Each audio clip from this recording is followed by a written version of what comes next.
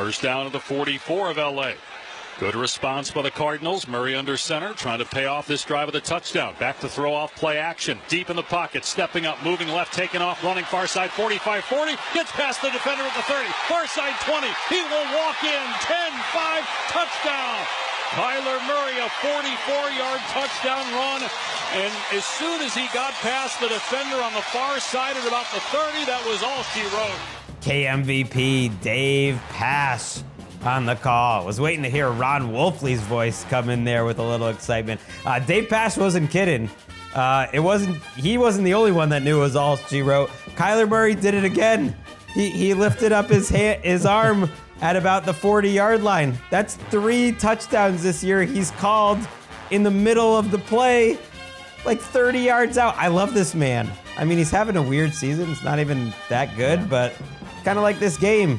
Not that good, but good enough for the Cardinals. They win it 17-15 on a night the Chargers didn't get a touchdown. And yes, the Cardinals did get a game-winning field goal from our old friend Chad Ryland. And yet our producer, Eric Roberts, really making a stamp on this show. He's killing it this season with his baby. His Dodgers are in the World Series. He says, hey, there's no rule you have to put the game-winning field goal as the radio call. It wasn't that exciting. It wasn't that special. It was a chip shot. I'm putting my stamp on this show. I'm making it the Kyler Murray touchdown call. I agree. That's more memorable. What do you think, Nick? That's artistic integrity right there. I mean, who else would come through and say, you know what, the best play was the Kyler? I mean, this game didn't have a lot of great plays, Greg. And look, we have the Watotis, right? Worst throws of the year. How about a nominee here for worst pursuit angle of the year? Those of you watching on YouTube just saw it. Chargers linebacker Junior Colson. He's a rookie from Michigan. Terrible pursuit angle. Got roasted on the broadcast. He was the last line of defense on that touchdown run. Made it too easy for Kyler. Okay, I was texting with Mina tonight about that Junior Colson is unplayable, Mina Kimes, and she was like, "You're way too invested in this Chargers defense," and I am. I had this right. friendly gentleman's wager that they would finish at least in the top 20 of the DVOA defensively this year with Mina. And look, they're going to do that easily. They're in the top 5 right now. But I've been watching Junior Colson week after week, and like, they can't play him. Dayon Henley's pretty good, and Junior Colson is killing me week after week. Let's actually bring in Eric. Eric, you can put yourself on the camera here because, first of all, you wanted this highlight in. It's a big moment for you. And then you said you hated this game, and this game was annoying you. Why? What's with the hate? I think it was just maybe because I had the Bucks and the Ravens. I think it was maybe it was the only game going on at that time. It's okay. It's football. Yes. You gotta love it. But I think every time, what really bugged me was the ticker in the top corner of the Buccaneers-Ravens game. I'd look up and it's like 3-0, 3-0, 6-9. It's just, I think the comparison is what got me today. There was just so much of dumb scores, and I'm with you. I believe in you, Eric, and I'm going to listen to your guidance. And if you say that call wasn't worth it. How can a Dodger fan who's used to all these home runs be happy with field goals? I totally get it. Exactly. Here's where I will push back. I think this was a good game. I mean, it was memorable in that, yes, it was so perfect that it was like the ESPN Plus undercard game. And it's like the ultimate Justin Herbert game. This was Justin Herbert's career game because he absolutely balled out in this game. For anyone that didn't watch the first 2.5, 3 quarters closely, if you put this on your Game Pass or on your NFL Pro, and I kind of want to rewatch it almost because I did start going back through every single play he had, and I'm like, my God, Justin Herbert's playing like one of the best games I've seen anyone play all year. He threw for over 350 yards. He had dime after dime after dime. His receivers were dropping so many passes. And so you think that Justin Herbert's playing the best he's certainly played all year. Yeah, 349 yards, 27 for 39, despite all those drops. And yet they don't even score a freaking touchdown. Yeah. They're on ESPN Plus. And they lose on a last-second field goal where there's like controversial non-calls and controversial penalties. Like, this was Justin Herbert's career. in a nutshell. And oh, by the way, he has like Greg Roman as an ankle weight as his offensive coordinator. That's it. It's Justin Herbert's career. Gregg Roman, who is known for scheming up a good running game, and their leading rusher tonight finishes with 40 yards on 14 carries. The entire onus was on the shoulders of Justin Herbert, and like you said, he balled out, and then it was Ladd McConkey dropping passes, and it was Simi Fehoko dropping passes, and anybody with the ball within the catch radius dropping passes. It was so frustrating. I wrote in the What We Learned, it was mind-numbing. Like, I'm just sitting here shouting at the screen, somebody make a freaking play. The one guy who made a play early in this game, Jalen Reagor, catches a beautiful deep ball from Justin Herbert and immediately fumbles it into the end zone. That's the Chargers offense in a nutshell this season. It drives me insane. Here's the thing. So I thought after last week's game, oh, Justin Herbert's about to go on one. Not to pat myself on the back, but I've been known to do that. Here you go. Here's a pat. And I really thought he came out of the bye looking like Justin Herbert from 2021, 22, most of 23, like when he's healthy. And he just wasn't that guy for most of this year because he was playing through injuries and it's a new offense and they're playing very conservative. I was like, oh, he's planting on the back foot. He's throwing some passes downfield. He's moving better. He's looking like Justin Herbert. And so I think you saw that tonight. So I think Chargers fans should be very frustrated with this loss. And yet I do think there is some hope that there's not a lot of good receivers around him. Maybe they'll trade for Mike Williams or trade for someone else that can help. It's not a great sign that Will Dissly goes 8 for 81. He's their leading receiver with 11 targets. And McConkey's banged up and he's playing through it. And Josh Palmer's banged up and he's playing through it. And they're just not explosive. But I do think this is the best Herbert's played easily back-to-back weeks now. And this was a really good game because it wasn't just that they were dropping these easy short passes. He was making some nice like opposite hash field throws to the sideline that make you believe like, okay, this offense is coming along. They got to keep improving because if they do improve and the running game can be better than tonight, and it was terrible tonight, shockingly terrible, then they might have something because they have a pretty good defense. Yeah, and I'll give the Cardinals defense some credit too because they made a few nice pass breakups and contests on catches that could have been catches and ended up being incompletions because of drops or breakups, whatever. But when you look at them from an offense as a whole standpoint, this is still just reminds me way too much of where they've been for most of this year, which is a low ceiling when it comes to scoring. I mean, 5 field goals accounts for your 15 points. They're in a 3rd and short situation late in the game in field goal range, and they opt for a low percentage jump ball to the end zone, and the receiver never even runs the full route. So much that Jim Harbaugh is complaining about pass interference. They picked up the flag because the ball was uncatchable because he wasn't within range. Why are you not treating that like 2 downs or at least draining some more clock if you're going to kick the go-ahead field goal in the final 2 minutes of a game? It's an approach issue for the Chargers, in my opinion, especially when the running game doesn't work, this offense struggles. Justin Herbert plays well, and they still struggle, and they still lose. But my biggest concern with them, Greg, this defense, which is supposed to be tough, which you just talked about, is going to finish, up in the top 20 or maybe top 10 in DVOA. They crumble down the stretch. They didn't lose in time of possession. They weren't gassed. Okay. They let a Cardinals offense go right down the field and kick the game-winning field goal. I mean, they gave up 17 points.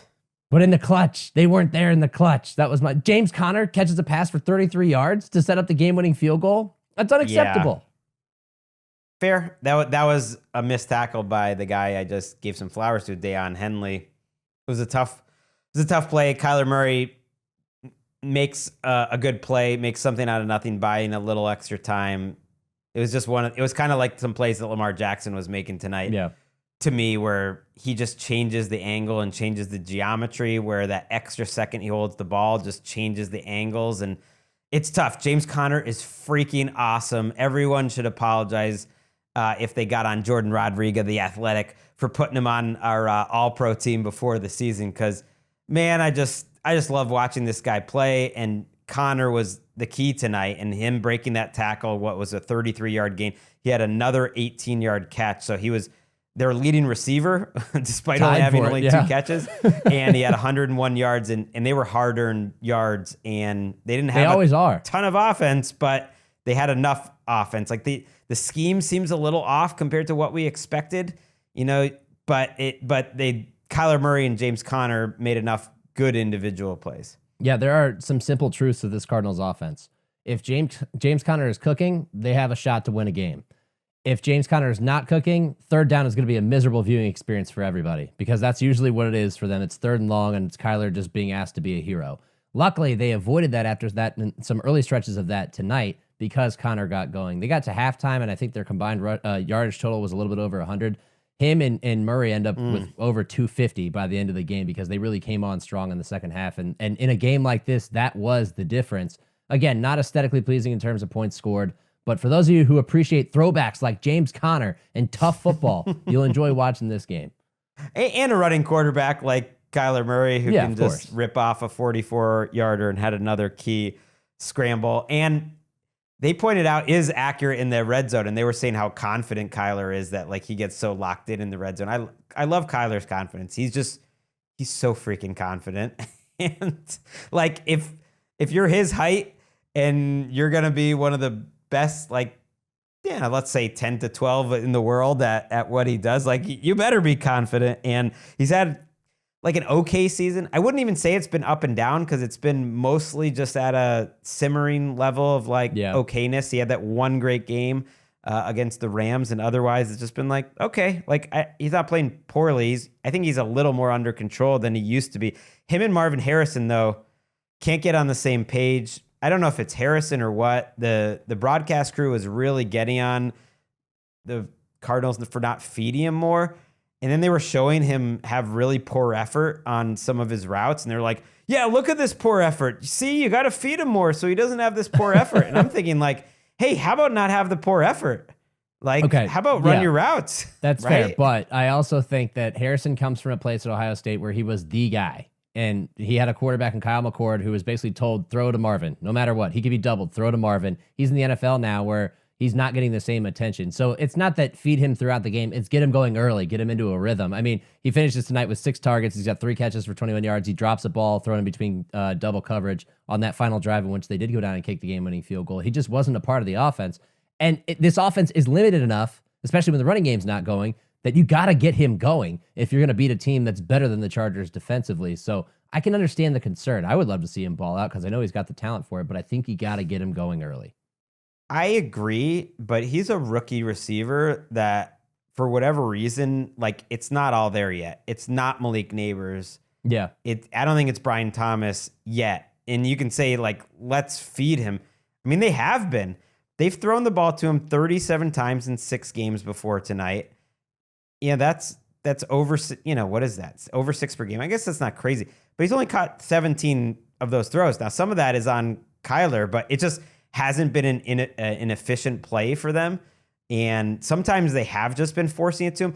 I don't get his usage, though. Like, they're just using him as if he's Ted Ginn. And that's not really who he is. No, it's not who he is at all. It's just like there was a stat of like who's furthest down the field within a couple seconds of the play starting. And Harrison is among the leaders. So that means like his average route is just going deep, deep, deep.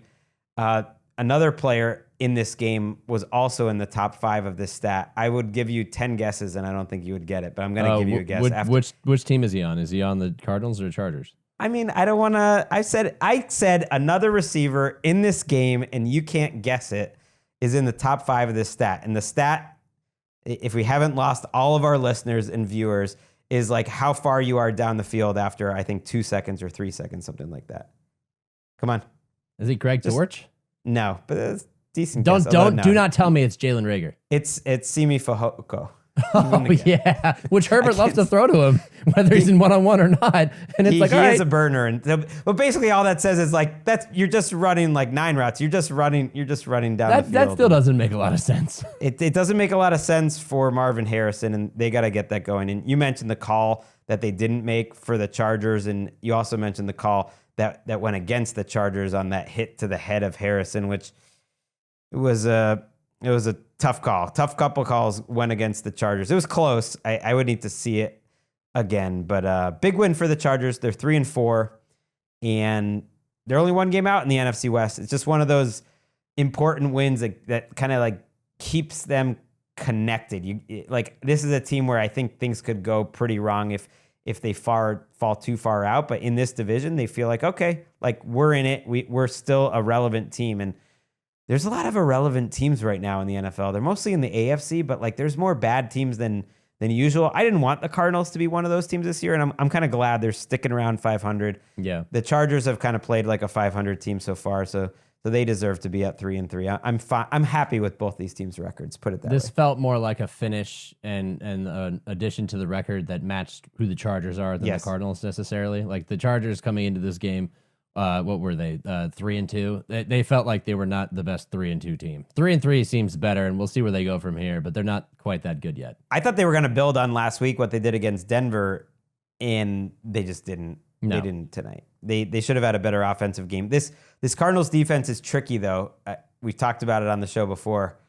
It's what Michael Lombardi used to call on the Simmons podcast a battleship defense. That if they like put the if they hit the right like F2 components in the right week, like R3 and L6 or whatever, like it hits. And this was a good defensive game plan where they really managed to stop the run. And they don't have a lot of talent, but it seemed to work. I did just want to give one quick shout out to Will Dissly, not just for all those receptions, but for sending Buda Baker underground with one of the stiff arms of my lifetime. I really think so. That was one of the best stiff arms I've ever seen. I mean, he like picked up, it was almost like he picked up the man's face and then threw it onto the ground. He like dunked him. You can't really do better on a stiff arm than that. I really do think that's one of the best stiff arms ever. The only way you can do better is what Derrick Henry did to Josh Norman, which is pick up a guy by his face and throw him in the air. That's pretty much what it reminded me of. It wasn't that level, and I think there's something similar here where it's a defensive back who's a little lighter and just flies and has no regard for their body, and that's what Buda Baker was here. It's almost like they're not trying to stop themselves from getting posterized, and you almost respect that out of them. But yes, that was what happened to poor Buda Baker tonight. Yeah, this is a good week for that, Greg. We also had the Patrick Mahomes trucking of Malik Mustafa on the goal line.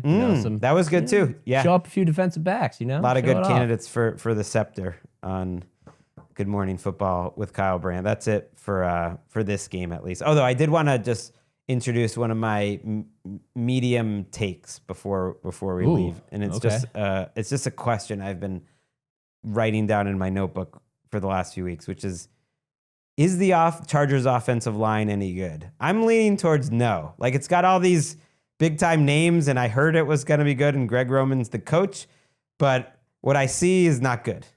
Okay, that's fair. I don't care how many first round picks and all, like Joe Alt and Rashawn Slater and all this. It's like, it doesn't look good. Doesn't look good to me. It was supposed to be better this year, and they did lose both of them for a stretch early in the season, so the sample size is small. But consider this from Next Gen Stats. Justin Herbert averaged 3.08 seconds to throw on Monday night.